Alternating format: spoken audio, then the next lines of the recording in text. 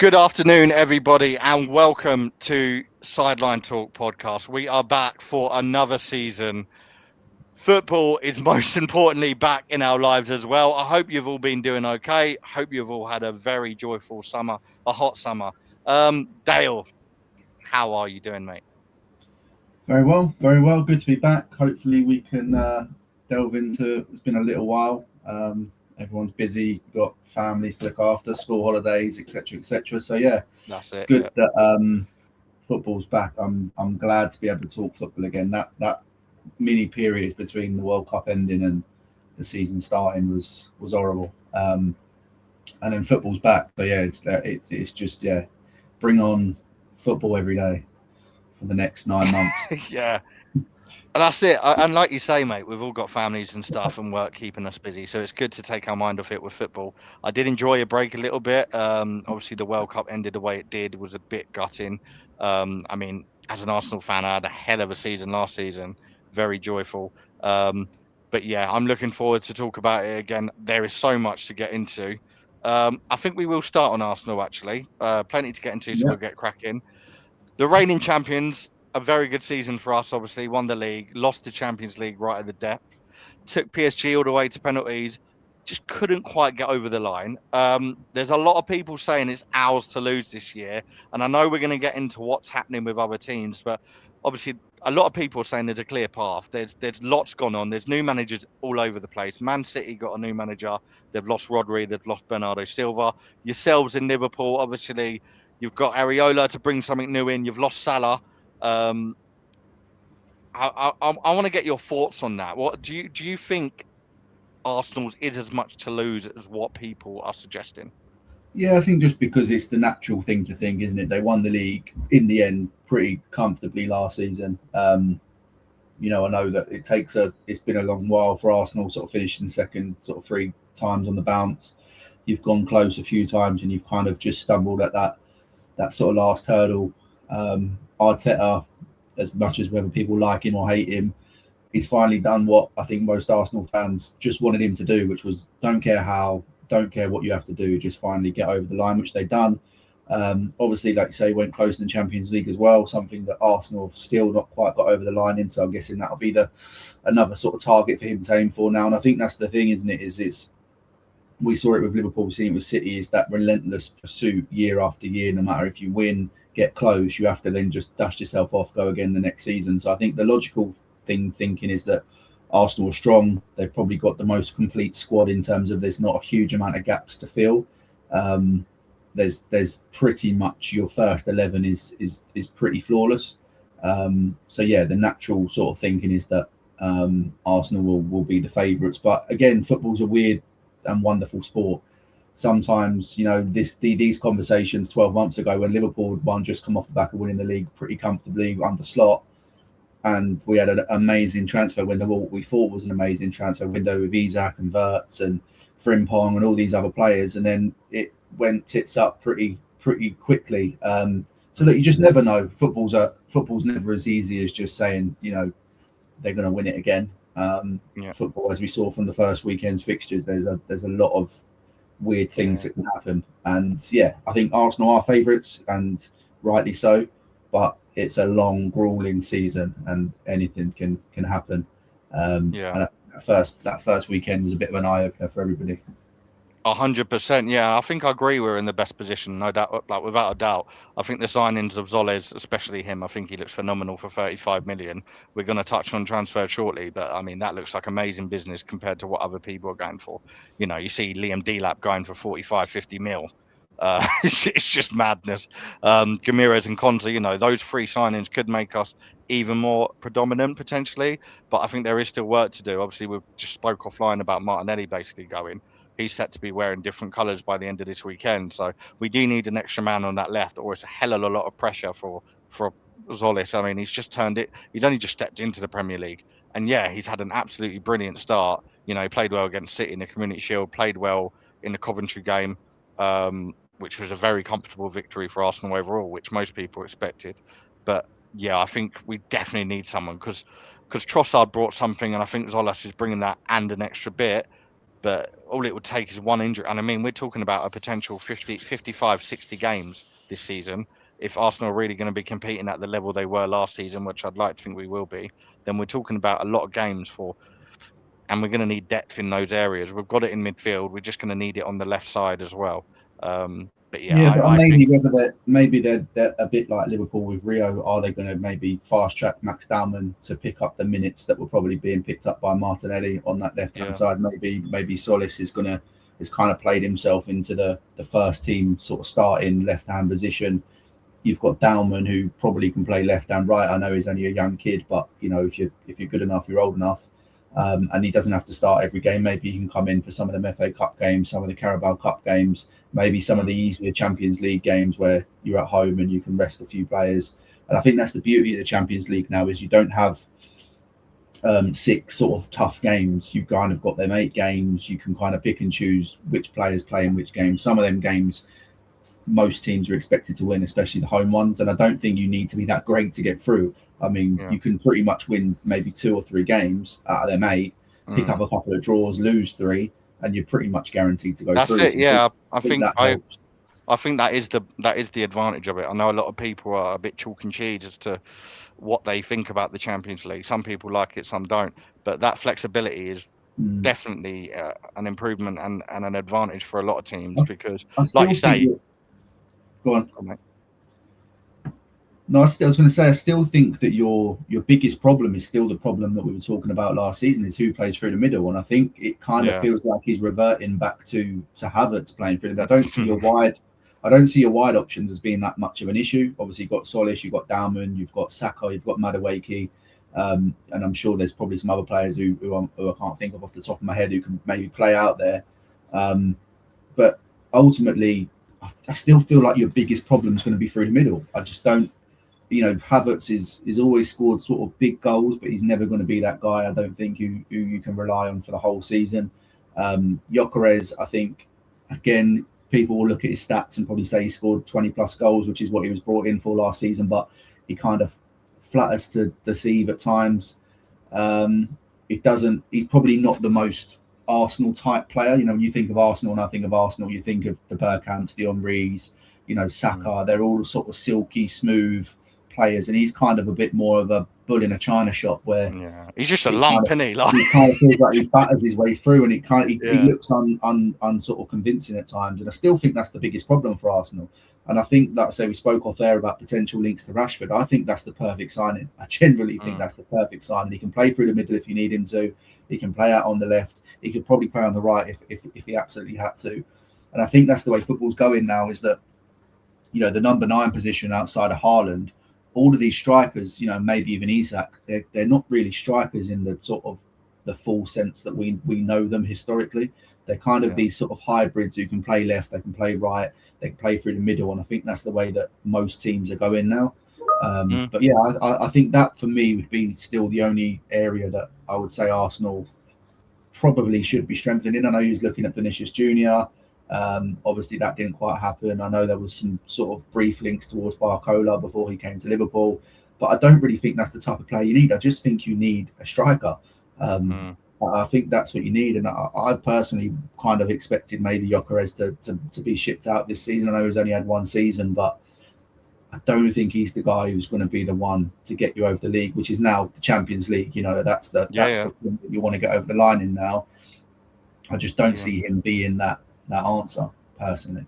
Yeah, I mean, I know there's been a lot of links to Alvarez, and I'm bloody hell. I mean, I don't think I've ever been so jarred from a transfer. It's been a bit like you with Barcola. I mean, you've finally got that over the line now by the look of it, but we've just been non-stop weeks after week, and it's almost becoming cringe. It's almost like we're begging for him to come to us, and I'm just getting to the point where I'm like, he clearly don't want to come. Well, he's made that clear. He's made that clear that he wants to go to Barcelona. So for me, if I'm an Arsenal fan, if I'm not your first choice, I don't really want you. Yeah, we made this big pitch. I can't remember if it was either last season. It must have been 2 seasons ago, where we basically said, which rightfully so, we only wanted players that wanted to be there. This could be the most controversial signing ever because we're going completely against that, and it's not just now. Alvarez has a history of doing this. He likes to rustle teams' feathers. I don't know why, but there just seems to be this loyalty issue.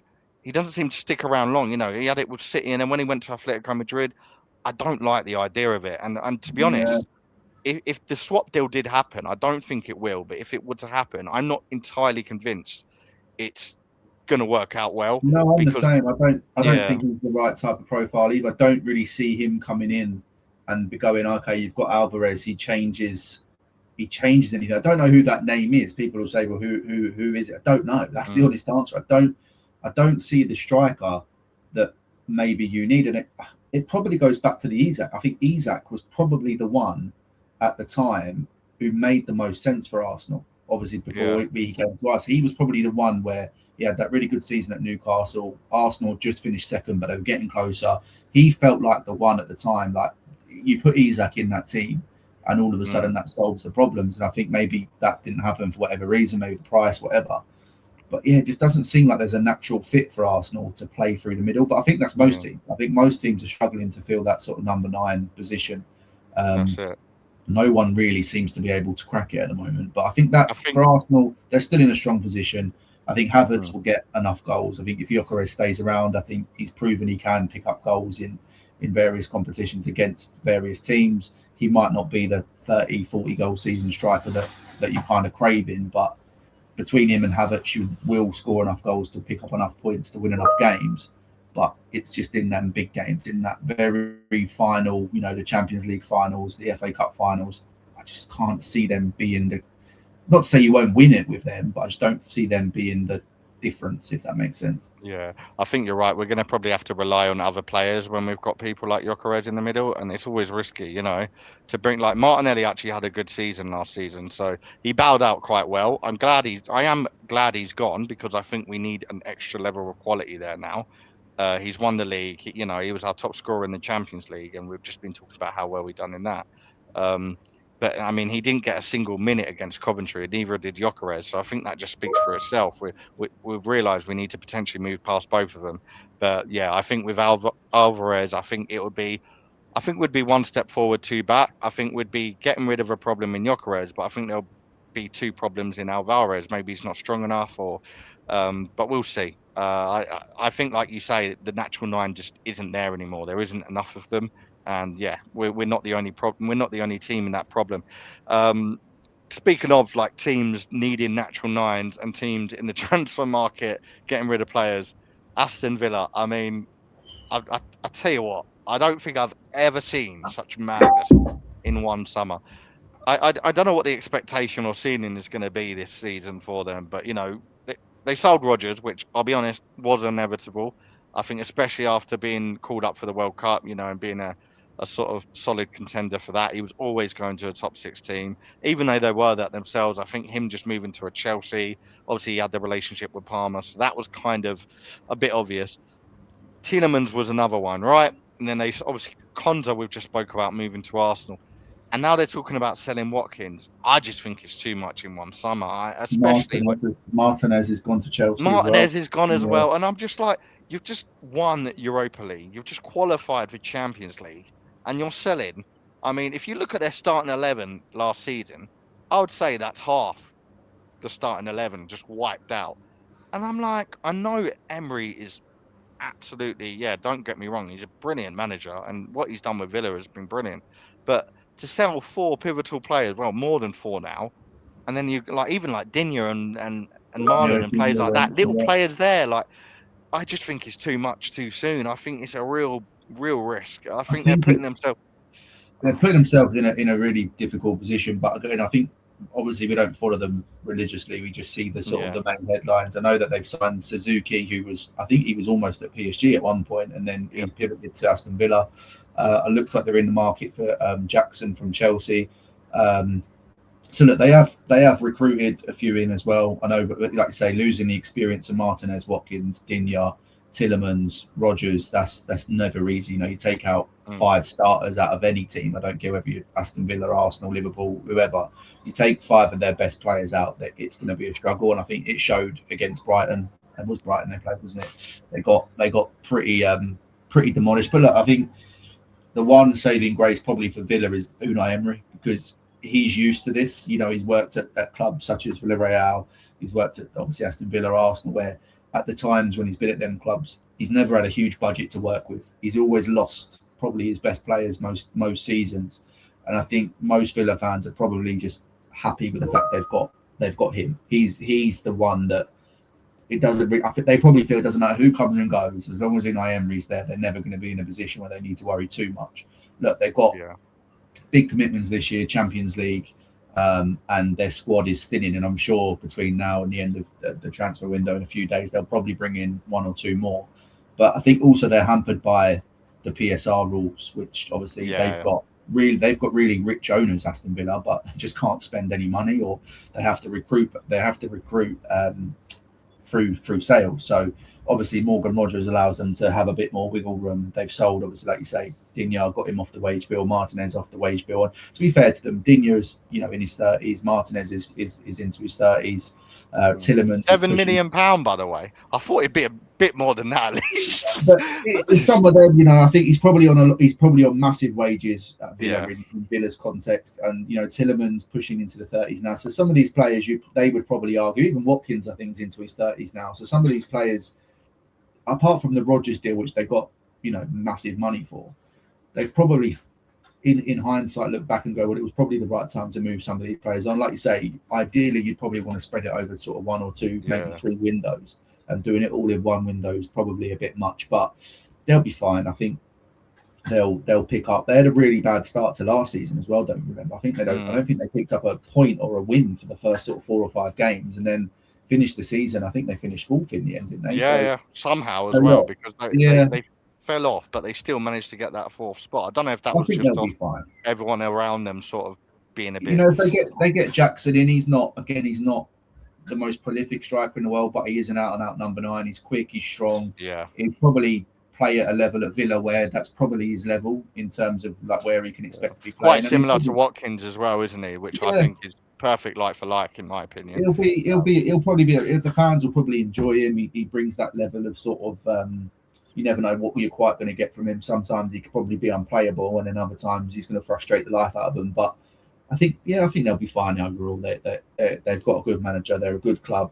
I don't see them being in any real bother, if I'm being honest. But it's a lot. And it's probably a bit worrying to see so many players coming and going. It's not ideal, and it's the market as well, mate. Like you were saying about like bringing in players, it's like to sort of replace players like that, Rodgers and Watkins. It's not an easy job for anybody, but when you've got like you say 3 days left in the market, I think they brought in that Goretzka yesterday, didn't they? Yeah, that's a good signing. He's experienced. He's played at a Champions League experience, and to get him on a free transfer, it's no brainer, isn't it? So look, they've brought it. We've said they've lost sort of 4 or 5, but we've also then rattled off sort of 3 or 4 that they've brought in as well. So it'll take a bit of time for him to adjust and for Henry to kind of fit him into what he wants. But I think overall they'll be fine. I still think that they'll finish in the top 8. I think for sure. Where that will be, I think top 8 is probably, with Champions League as well. It's probably an acceptable season. 100%, yeah. And I think they're going to have to give Emery time, because they've put him in hot water with all these decisions. And I'm just basing it off his interview. I don't think all of them have been his choice, preferably. No. So I imagine they've got him in hot water. They've got to allow him to sink a bit, because there's a lot to put together there, and it's basically an entire new 11, which isn't the easiest to work with. We spoke on Rodgers. Obviously, he's been sold to what people will now say the mighty Chelsea. Chelsea fans are getting a little bit excited. Alonso, I know this is going to be a bit of a bittersweet topic for you, being a Liverpool fan. Is he the man to put it all together? The question is. They obviously beat Fulham over the week. Pedro looks like he's absolutely firing this season. He had a good World Cup as well, and a great pre-season. And they've now got Rodgers added to it. Do you think this is finally time for them to be contenders again, once and for all? I think, I don't know, is my honest answer. I don't think their defence is good enough. Even though they've brought in Martinez to replace Sanchez, I'm still not convinced that he's really, I don't really see him as being the difference. Listen, he's going to bring a better brand of football. I think we've already seen that. But I think they beat Fulham the other day, and people were saying this is one of the worst Fulham teams that they've seen, and it could potentially be a year where they're fighting relegation. But Fulham actually for the second half were the better team. I think they missed a couple of chances. They Chelsea at the back looked very, very ordinary. All right, Casado weren't in there. That makes a big difference. But I think their front four is strong. Pedro up front, obviously Rodgers and Palmer, and then obviously whether it's Estevao or Pedro Neto, whoever it may be, they've got a strong forward line, and they're probably going to be the ones where they have a lot of these 3-2 games, 2-1 games, 3-all games, and I think that's what they're going to be. I don't see them personally being the challengers to Arsenal. I still think that's going to come from other teams, which I'm sure we'll touch on. But yeah, he'll bring a better brand of football. I think there'll definitely be a lot more attacking. It'll be a lot more on the front foot. They've signed some good players, some exciting players. I think Rodgers obviously a good signing. The lad that they brought who plays, I think he plays left back or right back, Palestra. Saw a bit of him in pre-season. He looked really good. But I still don't. Lacroix's a good signing, but again, is he a world-class centre half who's going to go in there? I think he's a very good centre half. Whether he's a world-class centre half who can deal with the Haalands, the Isaks, the top players in the league, not too sure. I don't think we've seen enough evidence of that at Palace that he can do that, especially with him when he's going to now have maybe Levi Colwill next to him, and I don't know who started the other night, a Jack Pom or whatever his name was. That to me, it doesn't scream. I look at Chelsea's team on paper, and I think from the centre midfielders through to the strikers, it looks good. But from the centre midfielders back to the goalkeeper, it's not. I don't look at that as being championship winning. I think their defence has always been a problem, isn't it? Like they seem to chop and change centre backs every year. I don't think they've ever had consistency there. Like Trevor Chalobah was there at one point. I'm not convinced that Levi Colwill. Chelsea fans tell me that Levi Colwill is going to be this amazing centre half, and I'm just not convinced that he's any better than Chalobah. If I'm being honest, I think we do this with any young English centre half who comes onto the scene and plays for a big club. We start saying he's the next John Terry. Joe Gomez, there you go.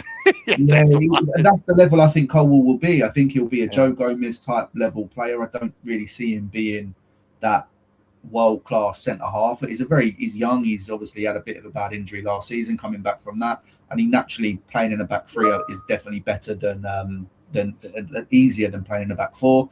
So that will help. But again, I think it's going to be a lot of basketball games with Chelsea this season. 100%. They will definitely improve on what they did last year. I don't have any doubt in that.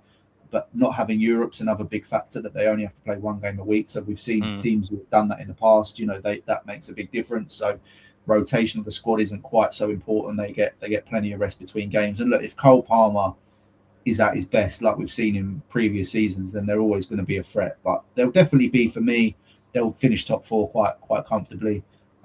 They could surprise everyone, and Alonso could do a slot type season where they do go on that run. But from the first two games I've seen, I just don't think they're quite ready to mount the title challenge. I think I agree with what you said as well with the defence. I think they're going to score a lot of goals, and Palmer definitely looks like he's back to his best.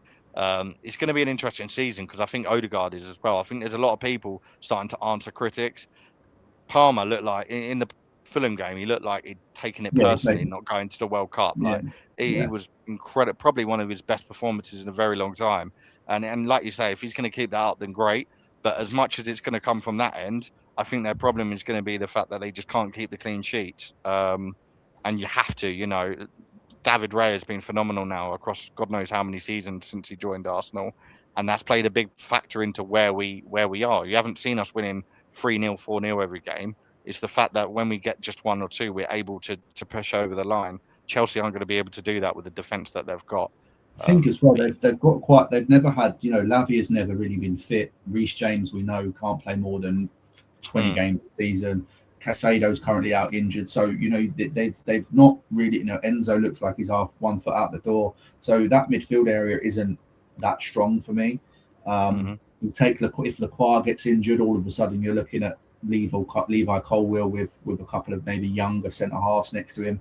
It's just, for me, it's not quite strong enough. I don't particularly think the wing backs are. Palestra looks good, but he's new to the league. Might take him a little bit of time to settle. Quite young as well, isn't he? Losing Cucurella isn't ideal. He's an experienced player on that left hand side. So listen, they've got they've got some proving to do, and I think the next couple of games I think they've got are pretty tough. They've got Arsenal coming up, I think, in next week. So look, we'll see what happens with Chelsea. I do think they'll be better. They'll definitely be fun to watch. Alonso will definitely bring a standard to them that they probably haven't had over the last few years. He's not going to allow, these standards to slip. And I think they'll be fine. They'll be up in that conversation, but I just don't think they'll quite have enough to sustain it across the whole season. Yeah, agreed. Speaking of teams to start off, I mean, we spoke about Chelsea, obviously they started with a win. We spoke about Arsenal starting with a win, but Tottenham, the gift that keeps on giving.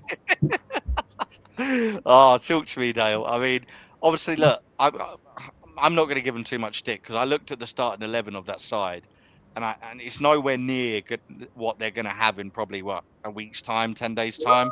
They've brought in Savinho and Marmoush now, and I think they started the game with like Bergvall, Moore, Richarlison, and Archie Gray. Players like that. You just don't look at them and think you're Premier League worthy. So, as much as I'd like to give them stick and banter them, I think they're going to be fine because I know for a fact that they've brought in so many players that weren't even barely a part of that. And yeah, De Zerbi's probably going to be able to put it together. I think he's a good enough manager. We saw it at Brighton some time ago now that he can do a job. And they've brought in a good midfield, Fernandes and Tonali. You look at them two, you wouldn't expect either of them at Tottenham at the end of last season. And Marmoush and Savinho, if he can get them ticking the way that, well, to be honest, I say the way that they should have been at City. Marmoush was never bad. He just didn't get the minutes. Savinho probably needs to find what he's meant to be finding. He's there to score goals and cut inside. I don't think he'd done that a lot for City. If they can make them work and put it all together with Solanke added to the mix, I think they'll be fine. But yeah, absolutely hammered by Brentford. What were your thoughts on that, mate? I wasn't surprised, to be honest with you. I just think that we know this is. I think we get, as fans, we see all the transfers and the money being splashed around, but you forget that these teams like Brentford and Brighton and Palace, they've been in the league for a long time, and it's never easy. I sometimes worry more about going and playing a Brentford away or a Brighton away than I do about playing a Man City away, because they set up in a way which is designed to hit you on the counter attack and to make it hard for you. And the amount of points, I don't know how many it would be, but if you was to look back at the majority of the points that these teams win at home, it's probably against the bigger teams. Because when they play a team such as, I don't know, a newly promoted side or somebody in that bottom half of the league, they're expected to be the ones to press and push on and dominate the game. As soon as a bigger team comes or a top six team comes, they sit back, they make it hard, and they hit you on the break. And ultimately, these teams have got full internationals now. It's the days of having these teams like Brentford and Brighton and teams like that where international break comes and they're all still training. Their days are long gone.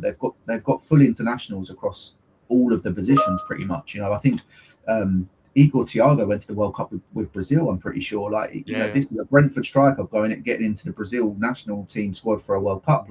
They've got some serious best player players. last season, wasn't he? If you take Haaland out of the equation, best striker by a long this mile. This is what I'm saying. So I wasn't overly surprised at that. Tottenham still got their injury concerns. I mean, players like Kulusevski and Kudus, they feel like they've been missing for years. I don't know what their medical department are doing. But look, I think Marmoush goes straight in up front. Savinho plays off that right-hand side. When Kudus is back fit on the left-hand side, I'd imagine, or vice versa. The midfield, as we've touched on, Tonali's a top quality player. Fernandes showed that he's got a bit about him as well. I think Van der Ven is a top centre half when he's back. So look, they've made a lot of signings, and like we've said with Aston Villa, it might take them a little while for De Zerbi to get his point across, make them understand how he wants them to play, bring that culture back, bring the standards back. But ultimately, I think they've signed too much quality to be in any sort of position like they were last year. And look, for me, they finished 17th the last two seasons. So anything's a if they finish in the top 10, if they finish in the top 8, then that's massive progress from where they were. Anything's progress. It's quite a good position for De Zerbi to be in because he's been backed financially, and now he's kind of got. You can't lose because if they ever start to say, well, the performances are not quite where they need to be, I'd be saying you finished 17th 2 years in a row. The fact that you're in the top half of the league after, say, 10 to 12 games, that's progress. So they'll be fine. They've signed enough good players. I like Marmoush. I was a bit surprised that he didn't quite get as much game time at City as maybe he probably deserved. They've got players like Foden there who've been stinking the place out for 2 years now. Still seems to start every game. Whenever Marmoush played, he looked like he made an impact. So I think he'll be a real fan favourite at Tottenham, and I think he'll play through the middle. And I think him and Savinho will have a similar impact to what Cunha and Mbeumo had for United last year. I think it'll be that type of impact where most of it will come through them. It's quite interesting because they will obviously have a relationship with each other already as well. So bringing them in together at the same time, be interested to see how that folds out for them. I think. And Xavi Simons, I believe, played with Savinho at PSV. So when he comes back as well, which I quite think Xavi Simons is quite a decent, tidy little player. They've been so unlucky with him. He's been unlucky with injury. I think when they get these players back, Tottenham will be fine. I think again, like Villa, I think they'll be well inside that top 8, top 6 come the end of the season. I don't think they'll anything more than that is an absolute miracle. I don't see them knocking on the door for Champions League, but if they can finish with a Europa League space, maybe a decent cup run, and finish in that top 6, I think you'd have to say that De Zerbi's done a bloody good job. Yeah, 100%. And we've seen, like we've spoke about, you touched on Liverpool earlier, we're going to get into in a minute, on how you can spend a lot of money and it not pay off. You spent an incredible amount of money as the reigning champions, and then struggled to get Champions League. So realistically, it isn't all about how much you spend or what players you bring in. Sometimes it doesn't all get put together. But yeah, we'll see. I think Tottenham are going to be fine, like you say. Arsenal hat off is obviously off at the time being. Look, it's funny. It is funny. I've got brother-in-law who's a Spurs fan, and listening to people like Jamie O'Hara and stuff when they have a meltdown about it. It is funny, but Arsenal have been in that situation. More recently, where Tottenham were sort of pushing for the league title and Arsenal were struggling, and you're always going to have a laugh at them because it's just good viewing. But ultimately, you have to take your hat off. Look at the signings they've made. Look at the manager they've got. Look at the resources and the stadium and everything else. They're not going to be in that position again. I'd be amazed if they're in that position again. No, I think there's too many weak links behind them as well now. I think there's other teams that could potentially be down there. Well, you mentioned Cunha and Mbeumo. We're going to touch on United briefly because I know we're cracking on and clocks are ticking. Incredible. Whole 2 Man United. Made my weekend. Just amazing. That to me is just, if Liverpool don't win, I only take joy from United not winning or getting beat. So yeah, that was just. I mean, I don't get Carrick as an appointment. I really don't. They make the same mistake time after time after time. They're such nostalgia merchants. It's unbelievable. Carrick come in, he done what he was meant to do. He solidified them. He got them a couple of wins, and the first thing they do is give him a 5-year contract, whatever it is they've given him. It's just the wrong decision. The geezer's never managed in the Premier League. He struggled at Middlesbrough.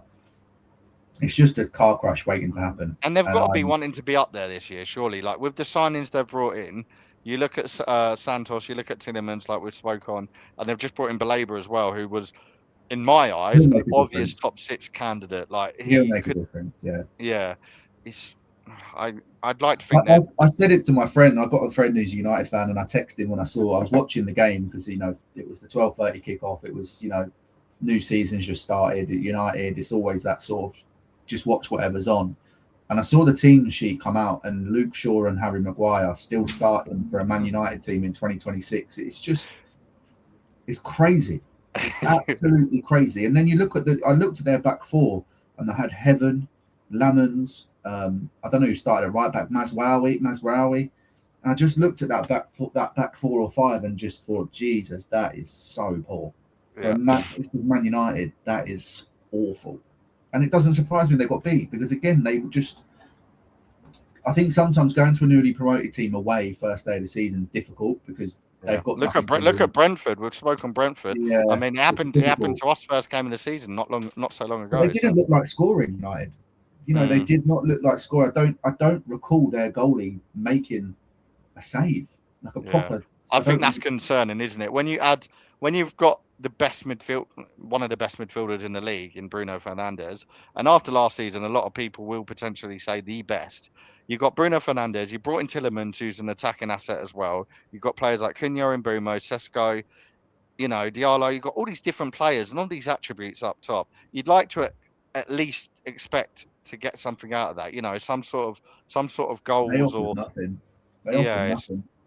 And then I it's think I see a replay of the goal, and Maguire's like got his arms around Mazraoui, marking Mazraoui. Like it's just not a good look at all. And look, Carrick obviously he played for United. He was probably an underrated player in his time, but I just think that's they haven't done enough in the market. I think signing Tillemans is not really a needle sort of moving signing. I think Balaba's a decent signing, but he's young. He's coming into an unsettled team. That back, like we spoke about with Chelsea, the back four, yeah, the bit similar goalkeeper. to Chelsea, isn't it? I was just about to say that. I Yeah, think back they are four and the similar goal to is just. I mean, people would yeah, say Lamon's had a good season, and I think he's brought a level of calmness, but he still ain't a very good keeper. I don't care what yeah. anyone says. He ain't a Manchester United level goalkeeper. It wouldn't I think surprise that's me the if in a thing. few I years think he's playing.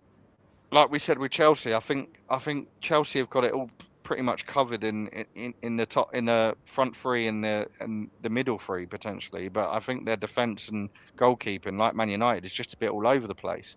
I think that's where, and like you say, when you've got Luke Shaw starting in 2026 into 2027, that's an alarm there in itself. I think they had what was that? What Dorgu was playing. He was a left back last season, and he's playing as a left winger on the first day of the Yeah, season. Like just you got Rashford. For me, it's madness. You got Rashford sitting on the bench, who had a really good, season at Barcelona. He looked good in the World Cup. I argued that he should have been starting over Gordon in the World Cup. He's that one little bit of a player that he should be walking into that team. The fact that he's got Patrick Dorgu starting ahead of him, it's mm, just doesn't. United's team, I think, out of everyone looks the most unbalanced. It looks like someone's just grabbed a load of players and put them together and hoping for yeah. the best. It doesn't really feel like they've got any sort of way of playing. They rely on Bruno Fernandes to create a moment of magic. Cunha and Fernandes were getting in each other's way because Cunha kept dropping deep to receive the ball, and he's getting in Fernandez's space. And Buemo looked overweight. If I'm being honest, he didn't even look like he could move properly. And then the back four was just the shambles. It just, yeah. I mean, look, I've listened to a few people say that the United fans say they're not that worried, but I'd be fucking worried if I was there. I think they're in for a really long season. Yeah, I think Carrick's not going to get too much time in his hands either because he basically had that last season. So if he manages to do the job and then fail now, don't be surprised if there's a quick successor around the corner. I'm not sure who they'd be looking at, but yeah, they're in trouble. This weekend they've got Ipswich at home.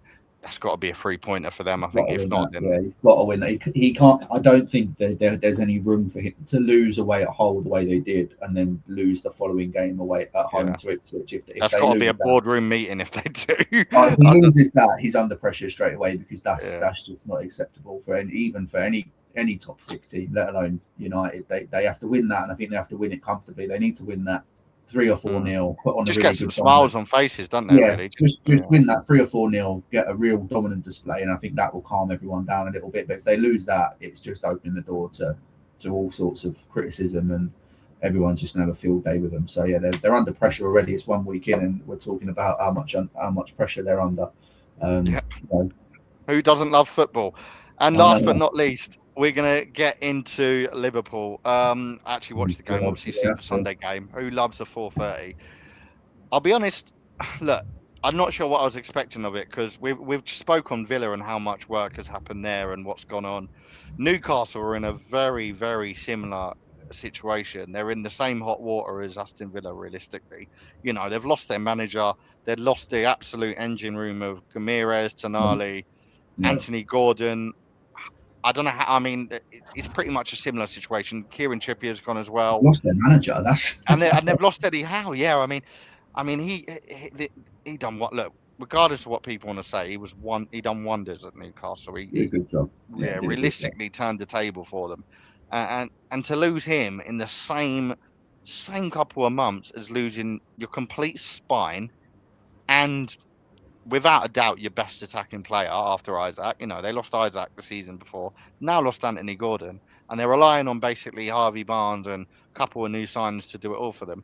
I thought it was Liverpool's to lose. but they came out and done well. I've got to give Newcastle credit. They came out and shown what playing at St James's Park is all about. They were a bit of a nuisance, but you got the point in the end. And a lot of people will say it was a point game for Liverpool because it was, a last minute penalty 2-2, but it was actually a point game for Newcastle because I can't imagine any fans of theirs were expecting that game to go in their favour or start as well as it did for them. A lot of new faces in that team. I look at it now and I thought they're missing Joe Linton. Like Joe Linton's injured Yeah. and they kind of desperately needed him back. It's worrying. But what did you think of the game, mate, and Liverpool's performance? I knew it was going to be a tough game. Everyone was saying that it was going to be an easy win for us given Newcastle. But people forgetting we're still in a transitional period ourselves. New manager, completely different way of playing. Didn't get the World Cup players back until recently. Xhaka, who only played one pre-season game. I think Van Dijk only played 1.5. So look, it was always going to be a tough game. Even over the years when Newcastle weren't that good, we still struggled at St James's Park. It's a tough place to go at any time. But look, I actually thought we started off really well, and I've been impressed with how high we're playing. We're pressing a lot better. We're driving forward. Under Slot last season, the football was so boring to watch. We sat so deep. We hardly pressed. Everything when we got the ball was slow and it was backwards and it was sideways. And we actually started really well. Both of their goals come from us giving the ball away. And look, we've already spoken about the midfield, and the issue. The issue is very, very simple. The issue is Wirtz. Wirtz is the biggest problem in this team because on the ball he's a brilliant footballer. You can see he's a brilliant footballer on the ball, but off the ball he's a waste of time. He's not. He doesn't want to run. He doesn't want to press. He's quite weak when it comes to them 50-50 duels, and he gets run past pretty easily. He's not strong enough. He's not strong enough for that position, is he? He doesn't have that. He doesn't have that sort of. It's a personality thing. It's a trait within him. He doesn't have that. Some players have it and some players don't. And he just doesn't have it. And for me, Wirtz doesn't start in our best 11. It's that simple. But taking away Wirtz for a second, the performance wasn't actually too bad. We dominated possession.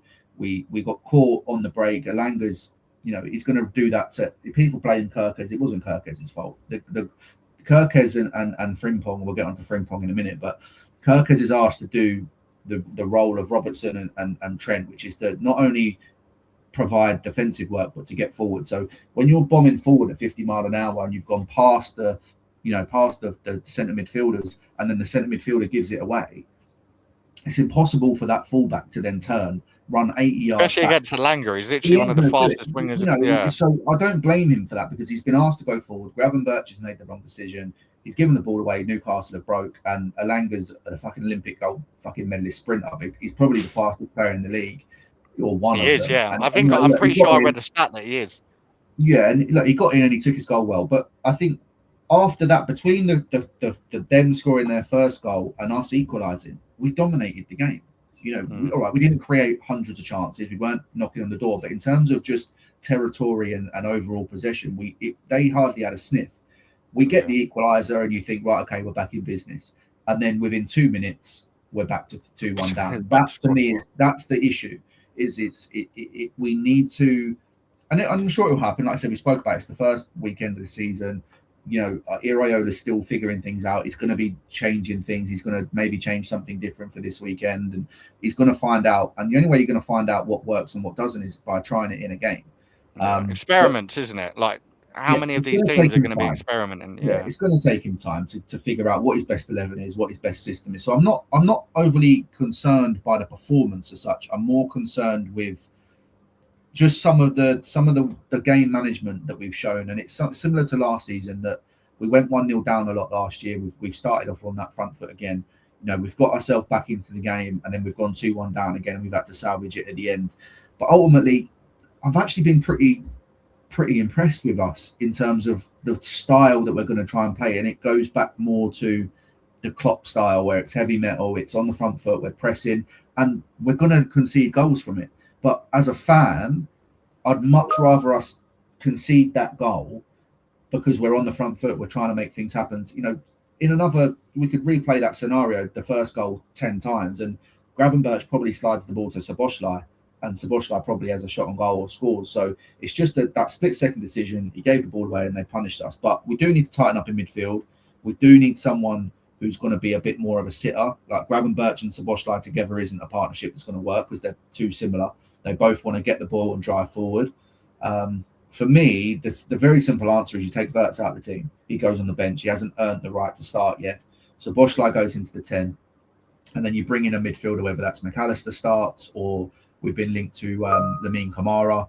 So you bring in someone. You bring in someone in that to sit with Gravenberch, who's a bit more, not necessarily a defensive player, but a bit more defensive minded, that understands that if Gravenberch goes, I sit, and if I go, Gravenberch sits, and you let Szoboszlai go and press forward further up. I think Gravenberch and Szoboszlai have just got too many similarities. They're too similar. Yeah, they're too similar. And they don't recognise, because they're not, I say again, defensive minded. They don't recognise that if Gravenberch goes, Szoboszlai is not then just going to sit, because it's not in his DNA to do it. He wants to go and he wants to score goals and he wants to be an attacker. So for me, you push Szoboszlai into the 10, you take Wirtz out of the team, and you put another, whether it's McAllister or we sign somebody before the window ends into that double pivot, if that's the way he's going to play. But again, another problem is Frimpong. Frimpong is one of the worst footballers I've ever seen. If you take away his pace, I think he struggles to start in the Championship. Like, he can't cross a ball. He's got no defensive attributes whatsoever. He's not strong. He doesn't tackle. He hasn't got great passing or great vision. He's just a rubbish footballer. Like, he's just a rubbish footballer. And I don't think that he'll be here come January. I think Iraola will get him out in January. And I think it might go. Trent's not starting at Real Madrid. It might be a return of Trent. Well, there has been some links today to potential. Apparently, as again, how true it all is that Liverpool have held talks with Madrid about potential. Marino's smart though, isn't he? It'll probably be a loan deal, if anything. I don't think. Yeah, so that's what they're talking about. So there's been talks about Liverpool bringing Trent back on a loan with an option to buy. And I believe that Trent's made it pretty clear that he'd be open to that move. So look, we'll see what happens. For me, Bradley, when he comes back and he's fit, that's fine. I don't particularly think that Frimpong will start tomorrow. I think he'll. Araujo can play on that right side as well, can he? I think Araujo's going to start at right back. He's played there plenty of times for Barcelona. So yeah, I think that's what we'll do tomorrow. But again, I'm not overly concerned with us. I mean, my patience is wearing thin with Wirtz. I am at that point now where he just needs to come out of the team. He needs to be dropped. And I think he can build up his confidence again by being a bit more of an impact player. Like, if we're late in the game and it's 1-1 or it's 0-0, we need to sort of 15-20 minutes. There's no problem with that though. Like, we've done that with Eze. Like, sometimes you just need to be that person, And I think also there's an option as well that he can play off of the left or the right, and he can kind of drift in. I just don't see him fitting in the 10 position. There's not enough space in that in there for him to operate. And ultimately, to be in there, you're almost outside of Isak. You're the first one to start the press, and he doesn't do that. He doesn't press well enough for me because he doesn't want to do that side of the game. He wants to play with the ball. As soon as we lose the ball, you see it in his body language. It's very much like shoulders down, waits for the ball again. And we're not in a position with the other players in the team to have a player like that, like a Hazard, who you kind of go, you let him off a little bit because he's unbelievable, and you give him the ball and he'll win you the game. We're not in that position. We haven't got the players around Wirtz to allow him to just be a passenger. So that's a big decision I think he's got to get right. I mean, Barcola coming in again, I'm not overly convinced that he's what we need, or if he's even an upgrade on what we've got. Isak's starting to become a bit of a frustration for me because again, he's not showing anything. And I think a lot of our problems are off the ball. It's not so much on the ball, it's off the ball where our problems lie. When we've got the ball, we look good. We're going forward. We've got pacey players. We love having the ball. The second we lose the ball, there's only a handful of people who want to try and win it back. Like the days where we had, Fabinho, Henderson, Wijnaldum, you knew if that ball got turned over, within 10 seconds we had the ball back. we're just missing that little bit of sort of desire and fight off the ball. But look, I think Iraola is not stupid. I think he has a very certain way of his team's playing, and I don't think he'll stand for that. And he made it clear in a press conference quite recently that if you don't run, you don't play. So I think these players like your Verts, you know, the players who want to kind of play with the ball only, I think they're walking a tightrope with him if they feel that they're going to get away with it. So yeah, I'm quite optimistic with us, to be fair. I know a lot of Liverpool fans are having a bit of a meltdown, but I think if we can get Isak firing, Ekitike should be back around Christmas time, which will be another string to our bow. Looks as though Barcola's pretty much done, so that'll give us some more pace in them wide areas. Because for Gakpo, for as brilliant as he is, he just doesn't have any speed, and he slows everything down. So I think that will help. But ultimately, for me, if we can get Kamara, Barcola over the line, Rio another year older with picking up some minutes, Munoz looked good when he come on, I think we're going to be okay. I think we'll be. My prediction was we'll finish third, but I wouldn't be surprised if we got into second as well. So we'll see. We'll see. Yeah, sounds. I think you'll be top three definitely. It all depends on Man City, doesn't it? So yeah. I think third's the most realistic, but I think we might just sneak second. On that note, mate, I want to get your top 5 and bottom 5. Go for it before we wrap up. Well, after 1 week, I'm going to go top 5 will be Arsenal. I'll go City second, Liverpool third, Chelsea fourth, and do you know what? I think Brighton might go fifth. You know, that is a big shout. I mean, they've just lost a great defender in Van Dijk. I'm going to go Brighton fifth. Bottom 5, oh God, I think Hull, Ipswich will go down. I think Palace could be in there. I think Sunderland might struggle a bit more this year. I think they'll survive, but I think they'll be maybe in that sort of 18th, that sort of 16th position. Who else do I think is going to struggle? So Sunderland, Palace, Hull, Ipswich. Forest, maybe Forest? No, I think Forest will be okay. Who would be my last one? Maybe Everton. They haven't really done much business. Depends on Ndiaye as well, doesn't it? Whether he walks the door or not.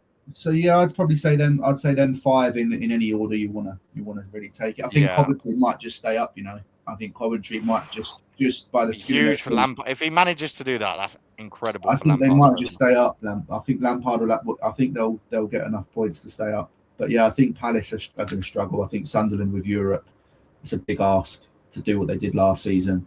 They haven't really brought anyone in either. And Everton haven't really brought anybody in. They don't score enough goals for me. Everton, their team's quite old as well. They've got quite an average. Their average age is quite old, and I just think that Moisey. I know the fans are not overly impressed with Moisey at the moment either. So yeah, I think Everton could be down there. But yeah, I think Palace are in big trouble. Big trouble. I mean, as you say, there's only 1 game in, aren't we? So it's hard to tell. But with teams pretty much settled, I don't think much is going to happen in the next 3 days. I'm going to go Arsenal first. I will go Liverpool second, especially if you bring Kamara in. I think that's a game-changing signing. Yeah, I really like Kamara as well. I really want Kamara. He's the one I want. I'm going to go City third. Fourth, I'm going to still back Chelsea because Alonso. I just think he knows he's got to get a job done. Fifth is the difficult one. I'm going to go Villa, actually. I'm going to go Villa. I think they'll be up there. Like I say, I think following sort of, I said Brighton, but I'd say that the Villa, Spurs, Brentford, they'll be the sort of the next 3 in my head. I think Hull, although they got a great victory, I think that's one of very few that they're going to get. I think they're going to be bottom of the pile. I think Ipswich will be just above them. I think it'll be a case of last year where 2 are down very early, and then it will be a battle between, I'm going to say Palace probably are going to go down, especially if Sarr's gone. I've had a rumour that Sarr is near enough sold to Galatasaray. So if that's the case, I think that's going to be a nail in the coffin. You know, they've sold so many.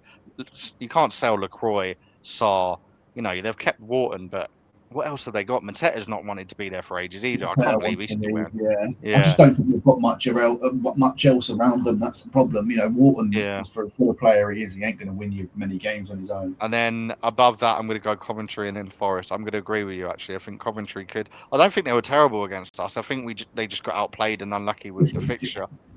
You know, it's I Emirates. think We're going to beat a lot of teams 3-0 at the Emirates this season, put it that way. I Especially. think they'll be all right, Coventry. I do think they'll be okay. Let's say I think it's always going to go down to the wire, but yeah, I think Coventry will just about get enough points to stay up. Yeah. Right. Well, it's been good chatting again, mate. We will both be back next week after the weekend results. Hopefully there's some other shockers. Hopefully Man United lose again. But yeah, make sure you all smash that. You've got Villa, haven't you? Monday night, yeah. Oh. See, again, it's one of them fixtures where, again, like with Newcastle, you're expecting it to be a pretty routine victory, but you just never know. You know, that is a proper banana skin. Villa Park on a Monday night. That is banana skin of all banana skins. I think as well, a lot of teams have been embarrassed in that first week. You know, Spurs, United, Villa. They're going to want to bounce back. You know, they were all away from home as well. Remember, so that, you know, first game back in front of their it could be a horrible. It could be horrible, and I mean we haven't got Gameras back yet either. So I mean Lewis Skelly and Rice is still a decent midfield, and Odegaard looks back to his best. But yeah, like you say, I think they're going to want to get the fans back on their side, especially with so many departures. First game at Villa Park, but make sure you all smash that like button, hit the subscribe if you're new, and we will be back next week. See you later. See you later. Cheers all.